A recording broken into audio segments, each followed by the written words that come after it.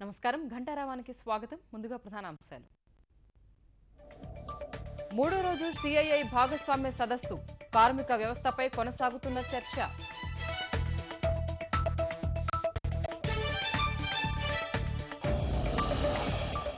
నైపుణ్యాభివృద్ధికి పారిశ్రామికవేత్తల తోడ్పాటు అవసరం, అభివృద్ధిలో చైనా స్ఫూర్తిగా సాగాలన్న యనమల.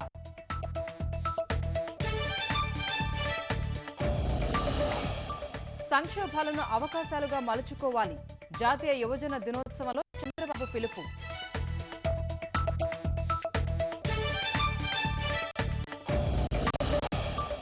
రాజధాని గ్రామాల్లో సిఆర్డీఏ సదస్సులు ప్రారంభం, బృహత్ ప్రణాళిక ముసాయిదాపై అవగాహన కల్పనే లక్ష్యం.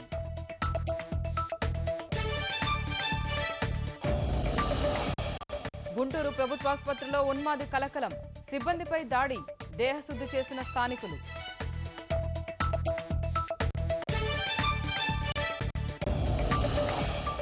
సంక్రాంతి ప్రయాణికులకు తిప్పలు, కిక్కిరిసిన రైళ్లు, బస్సులు, ప్రజల అవస్థలు.